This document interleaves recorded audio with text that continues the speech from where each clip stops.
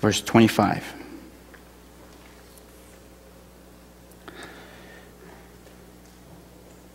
On one occasion, an expert in the law stood up to test Jesus. "Teacher," he asked, "what must I do to inherit eternal life?" "What is written in the law?" he replied. "How do you read it?" He answered, "Love the Lord your God with all your heart, and with all your soul, and with all your strength, and with all your mind, and love your neighbor as yourself." "You have answered correctly," Jesus replied. "Do this, and you will live." But he wanted to justify himself, so he asked, "And who is my neighbor?" That's the word of our Lord. Thanks be to God. Why New Life? We're going to take a mini break from our summer song series, and we're going to finish up about 2-3 weeks later. But I thought it would be important for us to ask this question. One being that we're getting ready for the fall, right? Our college students, you guys already packed or maybe already started classes, and our parents, you've already packed all your children's stuff already, right? You bought it from a month ago, ready to send them to school right now. We're all getting ready. So it's a good time to ask, why do we do the things that we do? Especially today, we did the covenant. And as any marriage, wedding reminds us of our weddings. So this covenant should remind us of our covenant, the promise that we've made to each other and to God. And so it's a good and necessary question. Why New Life? Now, it's a hard question, to be honest. It's a question that has scary possibilities, and that's why often we don't ask it. One could be that we might ask the question, why is there a need for new life, or why is there a need for anything, and find out that there might not be an answer. If there's no answer, then we lose the reason for the existence of that organization or that organism. And then all the time that we have invested in that movement or in that organization, we realize that it was for nothing at all. That's a scary possibility. In fact, if there's no reason for new life, we don't have to come out next week. Or we can find out that there is an answer, but that we've been going the wrong way for a long time. And it is really hard to bring an 18-wheeler to a halt. Not many of us want to go through the changes a company needs to go through to realign itself to its purpose. And I'm not just talking about changing of the logo, but I'm talking about the culture of a company, or even our individual purposes. If we do not have a clarity of purpose, and we find out when we ask the question that we've gone the wrong way, most of us choose rather to continue on this road. Because it means changing of career, changing of the way we live. That's impossible almost. But without the clarity of purpose, organizations and organisms die. One rich man, he wanted to impress his mom, so he wanted to get a bird that she would never forget. And so he got a bird for $4,000, very expensive. It was a very smart bird, supposed to know like 400 words, some foreign words, and even sing like 3 operatic arias. A special bird. And so he sent it to his mom. And the next day he called her, "Mom, did you get the bird?" And she said, "Yes." "Did you like it?" And she said, "Yes, it was delicious." Clarity of purpose is important. The lack of clarity of purpose leads to death. The death of an organism, or the death of an organization. Greg McKeown, he just wrote a blog in Harvard Business Review, and he talks about how companies, when they succeed, they always tend to follow failure afterward, their big successes. And he looked at why it is that they gravitate towards failure once they get so much success. And he said there's a movement. In the beginning, what leads to success is clarity of purpose. But then with success comes a lot of opportunities, a lot of more possibilities. And so they begin to invest in ventures and programs. And as they do that, what happens is that they begin to diffuse their purpose. They forget they are in their company in the first place, what actually made them great. And so for them to come back and to find that same success again, they have to come back to the clarity of purpose. purpose is so often challenged. Purpose can be challenged because of success, as Greg McKeown was saying, and it leads to leaving of our purpose, forgetting our purposes, or even failures. If we fail in our ventures, what happens is that we doubt our purposes. Although it should be the other way. We should be strong in our purposes, and so no matter what experience we might have, success or failure, we should stay true to our purposes. But what happens often is we just doubt that this is our real purpose, that whether we can do this or not. But here's the thing, not only will success challenge the clarity of purpose, not only will failure challenge the clarity of purpose, but just life in general. Your daily tasks, the many things that you need to do, the chores of living, all of that makes us just forget it. Right? Bill Hybels, a preacher and the founding pastor of Willow Creek, he says, vision leaks. In other words, clarity of purpose is not easy to keep. We will constantly, so success, failure, or the daily task, all three of them will continually make us to diffuse the purpose and forget the purpose. And it happens to us, to the best of us. I'll just admit right now, it's easy for me to forget purpose. I have a confession today to make. It's a shameful one. You might think it's a small one, but actually it's a big one, I think. For example, the Wednesday night basketball. Okay, I'm sure you guys are familiar with it. If you guys don't come out and you guys are, men, and if you guys don't play basketball, you guys are all invited, obviously. Wednesday night we have a men's basketball night. Now, what do you think is my purpose to go to the Wednesday basketball night? Anybody have any guesses what my purpose is? My own personal purpose. To what? To get away from home? What? That's not my main purpose. I won't deny that that's one of the purposes. We all need a break. To exercise? Yeah. To have a good time? Yeah. But that's not my main purpose.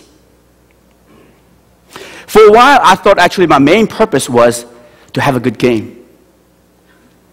Now, that's a very bad purpose because I will fail a lot in trying to accomplish that purpose because I don't have a good game. The thing is, in the early spring, there was a Jeremy Lin craze, right? And I was like caught up with that. I was like, if that boy, and when you look at him, he's not that fast. Like, if that boy, he's relatively slow, all the point guards, he could do it, I could do it. And I try to have games like Jeremy Lin, and I can't. And so maybe many Wednesday nights, I will go disappointed and sad because I did not accomplish my purpose of being Jeremy Lin of the New Life Wednesday basketball night, which is really a very bad purpose, right? But I remember my purpose. And again, it's so easy to forget. But my purpose for Wednesday nights is actually to spend time with my brothers. To sit down and chit-chat and talk and get to know them because we're so limited. On Sunday, we just don't have enough time to sit down and talk. So this Wednesday, I did that. If I lose the game and I have to sit out, that's fine. I shouldn't be upset over that. It allows me to sit with another brother and get to know him, talk to him. And I did. And this Wednesday night, I talked with Daniel Cho. He led our praise during the summer. And I knew that he was going through a lot of anxieties. But I did not know how challenging it was to him. And that there were times when he could not sleep, maybe just get 2 hours of sleep. And during that summertime when a lot of things were still up in the air for him and his family, when the praise team was depleted, yet he came up every Sunday, and he might have had just 2 hours of sleep, he's still saying, our God is greater. Now, I think that's a praise probably God was very delighted with. But I didn't know that. How can I get to hear that story on a Sunday lunch? I can't. So that's what my purpose for Wednesday night is, and I had forgotten, and led to a lot of disappointments and sad nights. But this past Wednesday, I was happy. I lost a lot of games, and I was happy. To remember your purpose.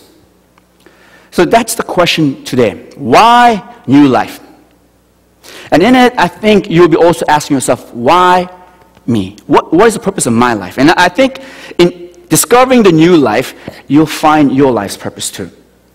Now, to get at that, then we have to ask a bigger question. What is the purpose of the church? Because New Life is a church, so it's this question that must be answered. And in that answer, we will find a specific answer to a specific community, New Life. What is the purpose of the church? Well, one way to answer it is TED. You guys are all familiar with TED, right? Okay. TED is an amazing movement now where they get speakers from all various industries and education and fields, and they come and they begin to speak about, they're experts in their fields, and they speak about the new things that's happening. Now, if you ever listen to the TED, or if you have, actually, it's very expensive to go to those conferences, it's 1,000 plus, you'll feel almost like a gospel missionary-like zeal. You could even see it or even sense it in this what's called logo here, TED, Ideas Worth Spreading. And there is this belief that truth, something bigger than just individuals or industries, a bigger truth that will reform humanity. Right? Now, more than this, even the form itself, if you've ever seen it, the form itself is very familiar. It's basically about not an audience, actually. Okay, in other words, they're not there just to listen and learn. It's a community. In fact, when you go to the website and when you hear the speakers, they refer to it not as a TED audience, but TED community. There's a community, the sense of community. They're in this together. They're in this part of this movement together of learning truths of various industries and trying to apply it and trying to bring about transformation in the community. There's a TED community. They gather together and they invite a lot of different speakers. And again, it's different from your industry-specific conferences where there's a lot of data and boring PowerPoints. It's not like that at all. The point of the speakers is not informing, but inspiring. And that's why obviously many people are drawn to those online speeches. It's inspiring talks. Now think about that. A big gathering, they call each other communities, a TED community, and they have speakers coming in, inspiring the people to change, to transform the society. Does it sound like anything familiar to you? This is like the modern form of revival meetings. The secular revival meetings. And even if you look at this, again, the form, where it's dim, the ambience is dim, and then you have lighting in the stage, and you have screens in the back, this is like your typical megachurch setup. What this popularity of TED is telling us is this. There's a true innate human need that cannot be taken away or denied, which is this. One, we want to connect. We want to be part of a community. But now secondly, not just part of a community that has a vision bigger than its own self. Connect you to something bigger and more transcendent. Now, Jesus has a different words for this. And actually it comes from our story right here. Right? The lawyer comes and it's a way to test Jesus, but there is a truth in it. And he asks, how do you inherit eternal life? And the word eternal life is not what we might typically think, the life after this life, the longevity of life after death. The Jewish concept of eternity is not like that. It's more of a quality. It's about what starts here now. What does it mean to, in other words, if we translate it, it means how can one have a full life? What does it mean to live a purposeful life? What does it mean to be a fully alive human being? That was his question. And Jesus answers what? To love God, something bigger than us, transcendent, a truth. To connect to that truth, love God and love your neighbor. Community, connecting. Wanting so that you're not isolated and alone. It's the same two needs from Jesus' time to our modern time. So what is the purpose of the church? A church is a place to learn to love God and to love our neighbors. I went way too fast. Here we go. Love neighbor. Now, this, I believe, is the reason for existence for a church. And this is also the reason existence for a new life. Now, what we're going to do is this. We're not going to look at both together today. We will look at loving God next week. But this week, we're going to just focusing on loving our neighbor. What does that mean? Okay? Loving our neighbor. Now, ideally, okay, everyone preaches this. In other words, no one is against this as a church. right? Every church from this pulpit will not say that loving neighbor is against God or it's dangerous. So as far as the ideal, and again, the statement of that's not where the problem is. The problem lies in whether one truly practices loving a neighbor. And that's where things get compromised. See, not in the statement of the principle, but in applying it in a daily, weekly community. Does that community truly love their neighbor? Right? And that's why the lawyer is asking this. Right? It says here very clearly, the lawyer wants to justify himself, say, who is my neighbor? So, I mean, he himself is the one who gave the answer, loving neighbor. That's the purpose of life. But who is my neighbor? You know, it's impossible to really live up to the commandment. So what he wants to do is he wants to justify his disobedience of the commandment. So he wants to not so much find out whom he can serve, but whom he can choose not to serve and still be okay and feel good about it. Who is my neighbor? The real question is, who is not my neighbor? Who do I not have to care about? And that's where actually the compromise is. Quite often, communities, we believe this, we say that this is what we are about, but we fail at the practice of it. When, 1936 Olympics, that happened in Germany. There was a great movement in America to say, we should boycott that 1936 Olympics because everybody knew now that the Germans, they were separating their own Jewish athletes and putting them into inferior gyms, and they thought this was not right. And the African American community in America, they said, no, we're not going to boycott. This is hypocrisy because they were living in Jim Crow law. America was doing the exact same thing what they were accusing of Germany about. And of course, the other one was, history tells us, just Jesse Owens, right? They had Jesse Owens. They wanted to disprove the Aryan supremacy idea as false in the public stage, and Jesse Owens went and won all those goals, and he did that. But what kind of should catch us is this: that we could be accusing other people of not following, right, of living a prejudiced life, but not see that we are doing the same thing. And so this is what happens too. I believe that, yes, a lot of churches, they preach this, but I don't know if they fully live by this. In the early church, the power of the early church was this, when you think about it. It's that they were able to love their neighbor. So, for example, if Peter Brown has a book called How the Early Christianity Practiced Their Faith. And in that book, basically, his whole argument is about how the early church was able to be so strong and grow so fast because they were able to reach out and care for people who were not in their fold. In other words, the sense of charity, the Roman people, the Roman Empire and the Roman society, they had a sense of charity, but it only extended to certain people. A similar ethnic background, similar class, but the church came and they kind of shattered it all. And it was because of this that they kind of shattered all the sense of neighbor categorization that they were able to grow. So when you look at even the book of Acts, what you see is this amazing coming together of different type of people. So in the communion table, you have masters and slaves coming together. The First Corinthians, you see where Paul was going through, was collecting money to give and to help the people in Jerusalem who were dying from starvation. That was the first ever international aid. And it wasn't a PR act from the church. It was just a church living out its purpose that it was called to love its neighbor. This was so powerful that actually one of its enemies, Julian, who was a Roman emperor, and he wants to kind of bring back the Roman Empire into its pagan days. And he wants to push back all the Christian influence that came from Constantine.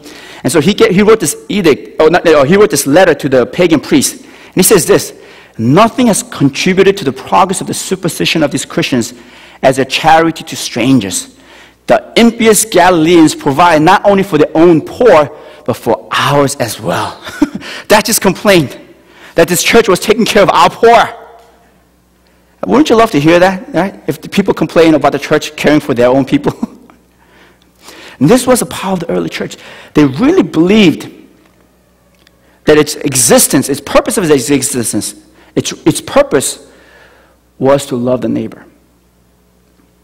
Now, if we go back, we'll see how this, you're very familiar with the parable of the Good Samaritans. And you'll see how this lawyer is trying to justify himself and always trying to excuse himself from truly loving the neighbor.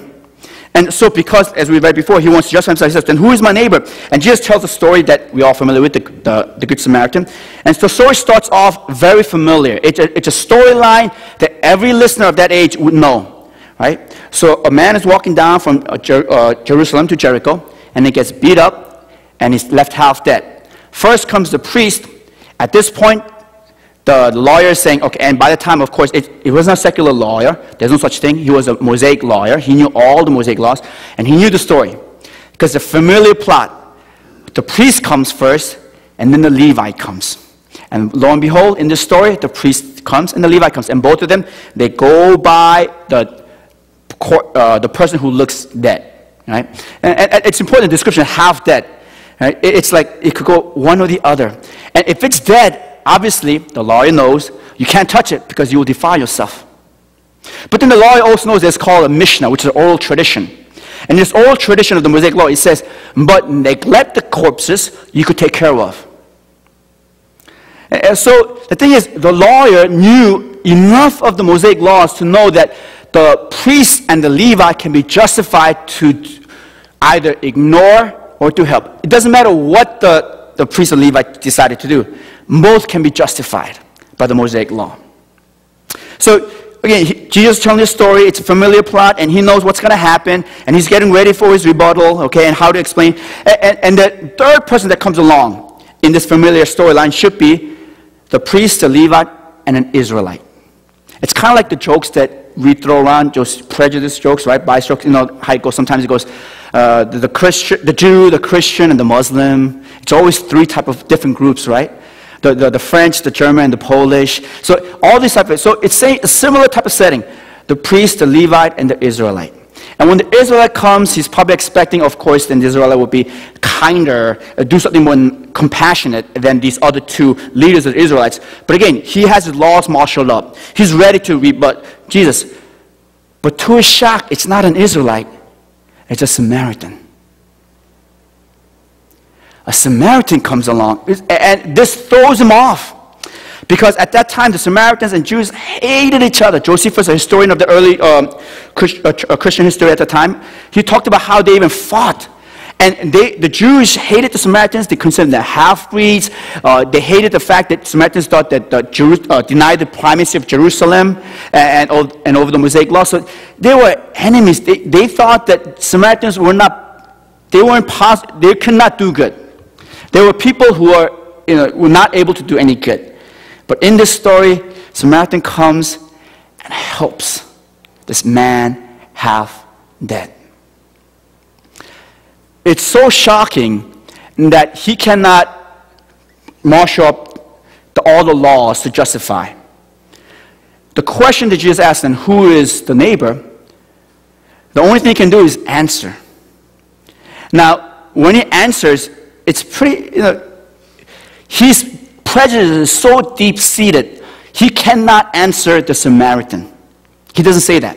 If you look at it, he says, the one who took pity on him. He does not want to admit that it was a Samaritan who did good. That's a true neighbor. He can't come to say that.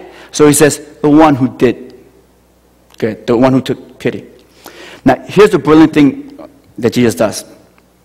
See, the whole point of Jesus is actually, the whole point of the parable by Jesus is not that the Samaritan is better, but that by changing the formula, what he's used to familiar with, he wanted to break all categories. Neighbor is not about categories, about who deserves to be helped, who I should help. He breaks all the categories. And the lawyer, in his prejudice, actually makes a correct answer. The answer is not Samaritan. The answer is the man who does good. Notice also, the category of the victim is not given either. It's assumed to be a Jewish person, but it's not given. So ultimately, what does it mean to love our neighbor? Who is my neighbor? It is simply this: a man meeting another man. A human being meeting the other human being. and seeing that they have in common what? Empathy, the suffering. Categories always separates and divides us. Categories are the ones that says you're not responsible for. You don't have to care for. And what it is this parable is saying is that no, the neighbor is basically another human being meeting another human being face to face, knowing, seeing the humanity which is deeper than any categories, and loving that person. So what does that mean then in our church? It means this. In our church, to love a neighbor, it means that we need to love anyone. Now, this doesn't mean, multi-ethnic community. We want our community to become multi-ethnic. But the reason why we want to be multi-ethnic is not for diversity's sake. It's not because it's the PC thing to do. It's simply because we're called to love anyone. So we have to be a church where any person can come and feel comfortable, where I can invite anybody off the street and I will not hesitate because I know that person will feel comfortable. To love anyone. To be more specific, we want to be a church that loves the misfit, the one who cannot fit in other places. And maybe in some churches, they just don't find a place. That we want them to come and say, come here, right? Be just as you are. This is a place for you, a home. More specifically, and this I got from our Pastor Daniel, a third culture people. By that means, it's just another way to say misfit. People who don't fit in any other cultures, who are kind of like us, hyphenated. Not quite Korean, not quite American, not quite Chinese, not quite Asian, not quite, in between. These are the people that we want to embrace and welcome. And say, this is your home. Not by erasing your culture, by fully embracing each other as we are and going deeper than those categories and seeing each other as human beings, brother to brother and sister to sister. Now, I want to challenge us really hard today, okay? And the reason is because we're good at this. I think today's testimony shared by Hedgen and Pam, it showed us that we are not bad. We're very good. But as coaches, would be hard on the runner that he thinks is top and can run even better. Same thing. I think we can do better. There are places where we are still not fully practicing. Right? And in a halftime meeting, we had a leaders meeting, and one of the things that kind of came up is we realized that when we look at the fellowship time, that there are definitely we are welcoming, we're pleasant to everybody, right? But there are definitely people that we move towards more quickly than others, and so you could see a difference of who is more fully accepted and who is more tolerated. And now here's the thing. Tolerating is not loving. If we're going to be satisfied with just tolerating different people, different cultures, then we're not practicing loving our neighbor. Okay? And I hope you guys, get this. I know it's hard, and I want to, hit you guys, but it's only because I believe that again we're doing well and we can do better. We want to be a place where everyone, no matter what culture they come from, no matter what ethnicity, no matter what socioeconomic status they are, that they are fully embraced, not just tolerated, fully embraced. And so that the challenge is this then, that we would then not just, again, in the fellowship just share coffee, but then in your homes you would invite people that you feel uncomfortable with. Type of people that you never invite to their home, you would call and invite. That's loving. Right? Or maybe you hang out and sit down and have coffee with people you think that you would always butt heads with. Loving our neighbor has to go well beyond just being friendly with those who are comfortable with. Right? And lastly is this. As a church, okay, loving our neighbor means loving anyone, loving the misfit culture. And this we need to continue to work on, looking for the futures. Love the dying. Now, what do I mean by love the dying? Not just physically dying, But I'm talking about the people who have no resources on their own. The people whom, when we love, they cannot love us back. There's no return of that love investment. We need to be able to go and to embrace and love the weakest of the society. See, that's the thing about this parable of the Good Samaritan, right? He loved this dying person. And it's not like this loving, this caring for the person is going to later lead to some type of good investment. He just did it because he was dying. A truly loving community is a community that can go and embrace the weakest without ever thought about any return. Le Pichon, Xavier Le Pichon, he is a very famous person in the field of plate tectonics. And actually, he's one of the leading scientists who kind of brought that field up. And he shares a story about his own life that, at the age of 36, he met a crisis. And even by the age of 36, he was already a well-known scientist. He had seats and chairs in universities, a brilliant scientist, but he had a crisis in his life. And he looked at his own life, and he realized that in this zeal for the truth of plate tectonics, he realized that he was ignoring people, especially people who suffer. In other words, he realized that he was living in a bubble. And he couldn't live this anymore. So what he did was he left everything, just gave up all the science chairs, and went to Calcutta, and for 6 weeks spent time with Mother Teresa. And in that place where it's only about caring for the dying, again, it's not about trying to redeem. Of course, that's a part of the process. But to love someone, even though you know that person will die. There's nothing else left to do but to help the person dying. Even to that point. So he went out to the streets, he cared, and there was one experience when he was helping and feeding a little boy who was dying of starvation. And he was at the last stages, and there was nothing more to do. But at least just to help him with the dignity. As he was feeding that boy, he realized something. He realized that we cannot know our full humanity until we can understand that that suffering person is also us. And so he made a promise to that boy. He said, from now on, I'll try never to turn my eyes away from those who suffer. He did go back to science, that's his gift, but he also moved to a large community with his family, which is a place where they help with handicapped and retarded people. That was his experience of what it means to be a full human being. This is the existence for New Life, my friends. To love our neighbor, to love anyone, to love the misfit, to love the third culture, and to love the dying. And this is why we're here. And not just as a community, even as individuals, this is why you're here on earth. To love your neighbor. Let us pray.